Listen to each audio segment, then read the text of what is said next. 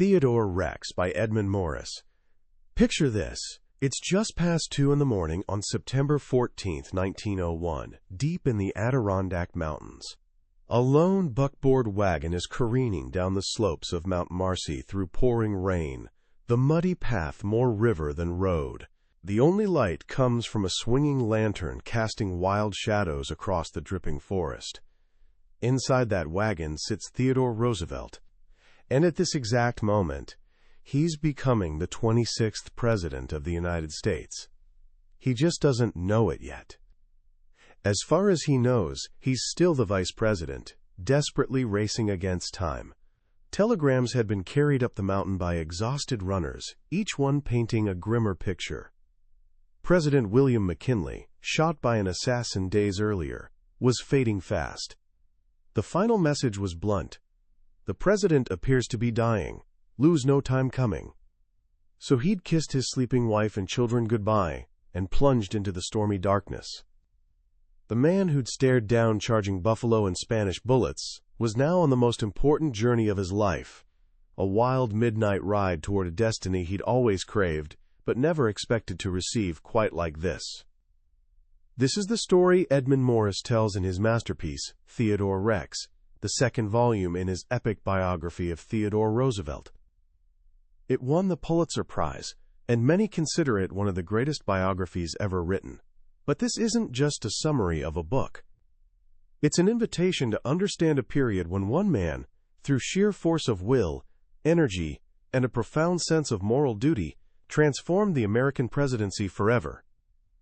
By the time we're done, you'll understand how this accidental president, this so-called damned cowboy, didn't just occupy the White House but exploded into it. You'll discover the secrets behind his two most famous phrases, the square deal, and speak softly and carry a big stick. This is the story of how modern America was born, forged in the fire of one of its most extraordinary characters. The story of Theodore Rex begins not with a grand political plan, but with tragedy.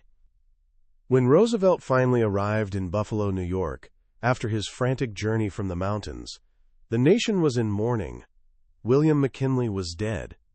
Roosevelt, at just 42 years old, was the youngest man ever to assume the presidency. The old guard of the Republican Party was terrified. Men like Senator Mark Hanna, the powerful party boss who'd practically invented William McKinley, saw Roosevelt as an unpredictable force of nature, a damned cowboy now in charge of the country.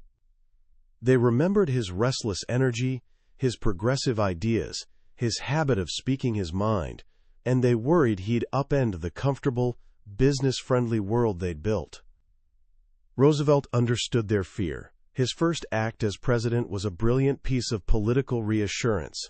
Standing in the library of a friend's home in Buffalo, with McKinley's cabinet watching him suspiciously, he took the oath of office. His inaugural address was the shortest in American history. He simply pledged to continue, absolutely unbroken, the policy of President McKinley for the peace, the prosperity, and the honor of our beloved country. With those few words, the stock market steadied, and the old guard breathed a collective sigh of relief. They believed they could control him. They were so wrong. Roosevelt had every intention of honoring McKinley's legacy, but he also knew America was changing. The country was grappling with immense new forces at the dawn of the 20th century. Giant corporations called trusts controlled entire industries, oil, steel, railroads, and wielded more power than many state governments. Laborers worked in brutal conditions for meager wages. And in the great American wilderness, forests were being leveled and resources plundered without a thought for tomorrow. Roosevelt believed the president's job wasn't just to manage the government, but to be the moral leader of the nation. He saw the White House as a bully pulpit, a magnificent platform from which to preach his gospel of fairness, responsibility, and what he'd soon call the square deal. His first major test came not from a political crisis, but from a simple dinner invitation. In October 1901, Roosevelt invited Booker T. Washington, the nation's most prominent black leader, to dine with him at the White House. It seems like a simple act of courtesy today, but in 1901 it was an earthquake. No president had ever broken the color line so publicly. The reaction, especially in the South, was volcanic. Newspapers screamed in outrage. The Memphis Scimitar called it the most damnable outrage ever committed by a president. Senator Pitchfork Ben Tillman of South Carolina declared the action would require killing thousands before people learned their place again. Roosevelt was stunned by the venom. He'd simply wanted to show respect to a man he admired as, quote, a genius. He refused to apologize. "I shall have him to dine just as often as I please," he declared privately. Though he never invited Washington to dinner again, he continued consulting him as a trusted advisor on race issues, quietly appointing qualified black men to federal posts and fighting against the vicious racism of his time. He was drawing a line. Merit, not color, would be his standard. Having weathered that storm, Roosevelt turned his attention to a conflict threatening to paralyze the nation. In 1902, 147,000 anthracite coal miners in Pennsylvania went on strike.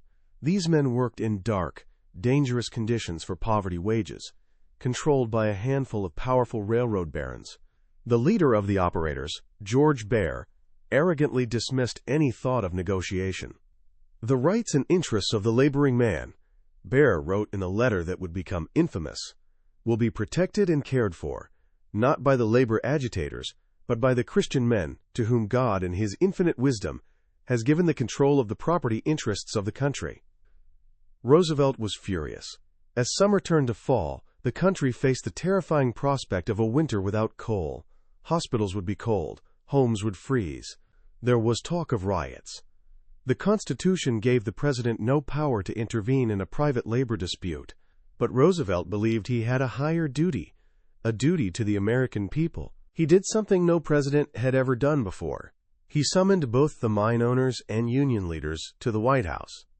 The meeting, held in his temporary office while the White House was being renovated, was a disaster. The operators were arrogant and insulting. They refused to even speak to the union president, John Mitchell, treating him like a criminal. One of them, John Markle, shook his fist at Mitchell and called him an outlaw. Roosevelt, stuck in a wheelchair from a recent accident, later confessed that if he'd been able to stand, he would have grabbed Markle by the neck and thrown him out the window. The conference collapsed. It seemed Roosevelt had failed, but in that failure he found his greatest strength. He'd brought the two sides together and exposed the owners, arrogance to the entire nation. Public opinion swung massively behind the miners. Roosevelt then quietly prepared to take a radical step. He planned to send the United States Army into Pennsylvania, seize the coal mines, and have soldiers run them as a public utility. He told his Secretary of War, "The Constitution was made for the people, not the people for the Constitution." It was a move that could have plunged the country into constitutional crisis. But before he had to act, the threat was enough. J.P. Morgan, the most powerful banker in the world and the financial genius behind the coal operators, realized Roosevelt wasn't bluffing. Morgan intervened, forcing the owners to agree to arbitration by a commission appointed by the president. The strike was over, and the square deal was born. For the first time, the federal government had acted as an impartial broker between capital and labor, proving that the interests of the American people mattered more than the profits of any single corporation. Roosevelt had redefined the presidency, but his fight with the giants of industry was just beginning. At the turn of the century, the American economy was dominated by massive trusts. None was more powerful than the Northern Securities Company, a colossal railroad monopoly created by the legendary J.P. Morgan, along with railroad titans James J. Hill and E. H. Harriman. This single company controlled nearly all rail traffic, from the Great Lakes to the Pacific Northwest. It was, in effect, a private government. Previous presidents had been either unable or unwilling to challenge such power. The Sherman Antitrust Act of 1890 was supposed to prevent monopolies, but the courts had rendered it nearly toothless. Roosevelt saw Northern securities as a direct challenge to the sovereignty of the American people. In early 1902, He secretly instructed his Attorney General, Philander Knox, to prepare a lawsuit to dissolve the company.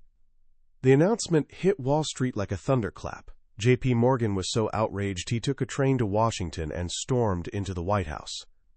"If we have done anything wrong," he told the president, "send your man to my man and they can fix it up." Roosevelt's reply became legendary. "That can't be done," he said, as Attorney General Knox added coolly, "We don't want to fix it up, we want to stop it." The message was clear. The days of backroom deals between Washington and Wall Street were over. The government of the United States was now in charge. The case went all the way to the Supreme Court, and in 1904, in a landmark 5-4 decision, the court sided with the president. Northern Securities was broken up. Roosevelt was hailed as the trust buster. He'd proven that no corporation was above the law. While Roosevelt was flexing his muscles at home, he was also redefining America's role in the world. He was a firm believer in an old West African proverb he'd adapted for his own use: "Speak softly and carry a big stick. You will go far." For Roosevelt, the big stick was a powerful United States Navy. He believed a strong military was the best guarantee of peace. And the place where he saw the greatest need for that stick was in America's own hemisphere. For decades, dreamers and engineers had talked of building a canal across Central America to connect the Atlantic and Pacific Oceans. It would be one of the greatest engineering feats in human history, revolutionizing global trade and naval strategy. A French company had tried and failed disastrously in Panama, defeated by disease and jungle. Now the United States was ready to take on the challenge. The question was where, Nicaragua or Panama? Congress favored Nicaragua. Roosevelt, ever the pragmatist, preferred Panama because the route was shorter and some work had already been done. But Panama was a province of Colombia, and the Colombian government in Bogotá was proving difficult. After months of frustrating negotiations, the Colombian Senate rejected a treaty that would have given the U.S. the rights to build. Roosevelt was furious. He called the leaders in Bogotá contemptible little creatures and homicidal corruptionists. He felt they were trying to blackmail the United States and deny the world a vital artery of commerce. At this critical moment, a revolution suddenly broke out in Panama. The people of Panama declared their independence from Colombia. It was an astonishingly convenient turn of events. Roosevelt's critics immediately accused him of fomenting the revolution. Roosevelt always denied it, claiming the uprising was spontaneous. But the truth, as Edmund Morris masterfully shows, is more complex. Roosevelt didn't directly start the revolution, but he certainly knew it was coming. Through secret meetings with a brilliant and mysterious Frenchman named Philippe Bunau-Varilla, both an engineer and a lobbyist for the old French Canal Company, Roosevelt made it clear that if a revolution happened, he wouldn't be disappointed. As soon as the new Panamanian government formed, Roosevelt acted with lightning speed. He sent a U.S. warship, the Nashville, to Cologne to prevent Colombian troops from landing to crush the rebellion. And he immediately recognized the new Republic of Panama. Within days, a new treaty was signed, giving the United States control of a 10-mile-wide canal zone in perpetuity. Roosevelt later boasted, "I took the canal zone and let Congress debate." It was the boldest, most controversial act of his presidency. He'd used the big stick of the Navy to secure his goal, convinced he was acting not just for America, but for the good of civilization itself. He'd ensured that one of the world's great waterways would be built, and that it would be under American control. Having established America's dominance in its own hemisphere, Roosevelt turned his gaze to the wider world. He was the first truly global president, and he saw a world crackling with tension. In the Far East, a new power was rising: Japan. In 1904, Japan launched a surprise attack on the Russian fleet at Port Arthur, starting the Russo-Japanese War. Most of the world expected the massive Russian bear to crush the tiny island nation, but Roosevelt, who had deep respect for Japanese culture and military prowess, predicted Japan would win. And he was right. In a series of stunning land and sea battles, culminating in the complete annihilation of the Russian fleet at the Battle of Tsushima, Japan humiliated one of the great European powers. The world was shocked. For the first time in the modern era, an Asian nation had defeated a Western one. Roosevelt saw the balance of world power shifting. He also saw that both nations were exhausted by war. Japan had won the battles, but its treasury was empty. Russia was facing revolution at home. If the war continued, it could lead to total chaos. In June 1905, Roosevelt did something audacious. He secretly invited both the Tsar of Russia and the Emperor of Japan to a peace conference. He acted as mediator, a, quote, herder of emperors, as one historian called him. The negotiations took place in the unlikely setting of Portsmouth, New Hampshire. For weeks, the talks teetered on the brink of collapse. The Russians refused to admit defeat or pay a single ruble in reparations. The Japanese, proud in victory, refused to back down. Roosevelt worked tirelessly behind the scenes, using a combination of flattery, logic, and blunt threats. He cabled the Tsar directly, urging him to be realistic. He warned the Japanese that if they were too greedy, they'd lose the sympathy of the world and face financial ruin. Finally, after a month of tense diplomacy, both sides agreed. The Treaty of Portsmouth was signed. The war was over. Theodore Roosevelt was awarded the Nobel Peace Prize for his efforts. He was the first American, and the first statesman, to ever receive the honor. He'd prevented a wider war and established the United States as a major force in global diplomacy. Even as he was celebrated as a peacemaker, Roosevelt understood the world remained dangerous. His presidency coincided with the rise of a new, ambitious, and aggressive Germany under Kaiser Wilhelm II. Roosevelt and the Kaiser were strangely similar, both energetic, intelligent, and fascinated by military power. But Roosevelt saw in the Kaiser a volatile and unstable leader who could plunge Europe into war. In a secret crisis over Venezuela in 1902, Roosevelt had quietly threatened Germany with his big stick, the U.S. Navy, forcing the Kaiser to back down from a planned intervention. He never spoke of it publicly, but he never forgot the danger. He knew America could no longer afford to be isolated. It had to be strong, and it had to show that strength. This was the thinking behind the most spectacular gesture of his presidency, the voyage of the Great White Fleet. In December 1907, he assembled the entire United States battleship fleet, 16 massive white warships, at Hampton Roads, Virginia. He then sent them on an unprecedented 14-month cruise around the world. It was a stunning display of naval power, a floating projection of America's new global reach. The fleet was welcomed with wild enthusiasm in ports from Brazil to Australia to Japan. It was a diplomatic triumph, a training exercise, and a powerful message to Germany and Japan that the United States was now a major player on the world's oceans. The fleet returned home in February 1909, just days before Roosevelt left office. It was, as he said, the finest concluding scene for his administration. Throughout these epic dramas on the world stage, Roosevelt never lost sight of his mission at home. He fought constantly with the conservative old guard in his own party to pass progressive legislation. His two greatest legislative victories came in 1906. The Hepburn Act gave the government power to regulate railroad rates, a major blow against the monopolies. And after reading Upton Sinclair's horrifying novel The Jungle, which exposed the filthy conditions in Chicago's meatpacking industry, Roosevelt forced Congress to pass the Pure Food and Drug Act and the Meat Inspection Act. For the first time, the federal government took responsibility for the safety of what Americans ate. But Roosevelt's most enduring legacy may be his passion for conservation. He was the first president to see the American wilderness not as something to be conquered, but as a precious resource to be preserved. He loved the outdoors, with an almost spiritual fervor. During his presidency, he created 5 national parks, 18 national monuments, 51 federal bird refuges, and 150 national forests. He set aside nearly 230 million acres of public land, an area larger than France. He saw it as a moral duty.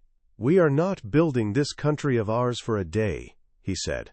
"It is to last through the ages." But even at the height of his power and popularity, Roosevelt wasn't immune to controversy.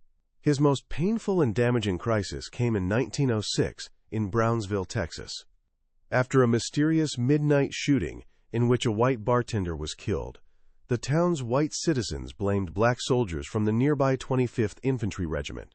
Despite a lack of concrete evidence and the soldiers' insistence they were innocent, Roosevelt accepted the Army's conclusion they were guilty and had engaged in a, quote, conspiracy of silence.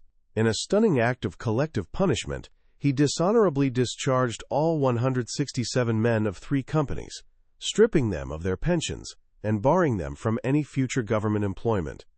The black community, which had idolized Roosevelt, was devastated and outraged. For years, the Brownsville affair would be a stain on his legacy, a case where the champion of the square deal seemed to deny justice to the very men who needed it most. It was a stark reminder of the deep and persistent wound of racism in American life. As his second term drew to a close, the question on everyone's mind was, would he run again? He was only 50 years old, at the peak of his powers, and overwhelmingly popular. He could have easily won a third term. But on the night of his landslide victory in 1904, he'd made a promise. Under no circumstances will I be a candidate for or accept another nomination. Many of his followers begged him to break that promise, but Roosevelt believed in the tradition established by George Washington. He also knew that power could corrupt, and that it was time to step aside. He handpicked his successor, his Secretary of War and close friend, William Howard Taft. On March 4, 1909, in the middle of a raging blizzard, Theodore Roosevelt watched as Taft was sworn in as the 27th president. He then quietly slipped out a side door of the Capitol, walked to Union Station through cheering crowds, and boarded a train for home. The Roosevelt era was over. He'd been president for 7.5 years. He'd entered the White House by accident, a young, untried leader. He left it as one of the most consequential presidents in American history, a man who had, as one observer wrote, shown the singular primitive quality that belongs to ultimate matter. He was pure act. When you close a book like Theodore Rex, you're left breathless. The sheer energy of the man is overwhelming. Edmund Morris doesn't just tell you Roosevelt was dynamic. He makes you feel it on every page. You feel the constant motion, the clatter of the telegraph, the urgent meetings, the midnight decisions, the thunder of the Great White Fleet's cannons. What's the central lesson here, especially for someone looking out at a world full of challenges and opportunities? I think it boils down to 2 things: the nature of power and the power of a single individual's character. First, power. Roosevelt didn't just inherit the presidency. He fundamentally reinvented it. Before him, most presidents saw their job as managing the government, as administrators. Roosevelt saw it as a platform for moral leadership. His bully pulpit wasn't just a clever phrase. It was his guiding philosophy. He understood the president had a unique ability to capture the nation's attention, to shape public opinion, and to be the voice of the American people. He showed that power wasn't just about what was written in the Constitution.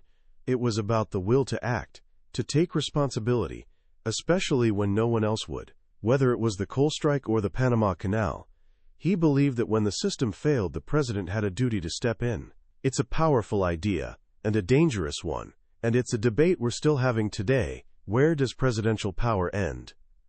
The second lesson is about character. Roosevelt wasn't a perfect man. He was impulsive, sometimes arrogant, and as the Brownsville affair showed, he could be tragically wrong. But he was driven by a powerful moral compass. He truly believed in fairness, the square deal. He believed the rich and powerful had a duty to the poor and weak. He believed the nation had a sacred obligation to preserve its natural beauty for future generations. And he believed America had a responsibility to be a force for good in the world. He wasn't afraid to fight for those beliefs. He took on the most powerful men in the country, the J.P. Morgans and the railroad barons, not because he was against wealth, but because he was against the abuse of power. That took incredible courage. So what can you take away from this? First, don't be afraid to act. Roosevelt's life is a testament to the idea that it's better to try and fail than to do nothing at all. He made mistakes, but he was always moving, always learning, always striving. He believed life was an arena, and you had to get in it and get dusty. Second, cultivate your own bully pulpit. You don't have to be president. Whatever you do in life, you'll have a platform. In your family, in your community, in your career. Use it to stand for something. Roosevelt's greatest strength was that he had a clear set of moral principles, and he wasn't afraid to fight for them. Finally, think about legacy. Roosevelt was constantly thinking about the future, about the generations of Americans who would come after him. That's why he fought so hard for conservation. He understood we're all temporary custodians of this planet. His dedication to preserving our national parks is perhaps his most beautiful and lasting gift to us. That was a summary of Theodore Rex by Edmund Morris. We've explored the grand sweep of his presidency, but a summary can only show you the map. The book itself is the journey. If you are captivated by the energy, the drama, and the sheer force of character we talked about today, I truly encourage you to read it. Morris's writing is so vivid, so alive, that you feel like you're right there in the room as history's being made. It's not just learning about a president. It's an experience that'll make you think deeply about leadership, character, and America's place in the world. The link to the book is in the description. Also, if you found this journey into the past valuable, please take a moment to like this video and subscribe to the channel. It lets me know these stories matter, and it ensures you won't miss our next exploration of a life-changing book from the billionaire's bookshelf. Let's keep growing and learning together.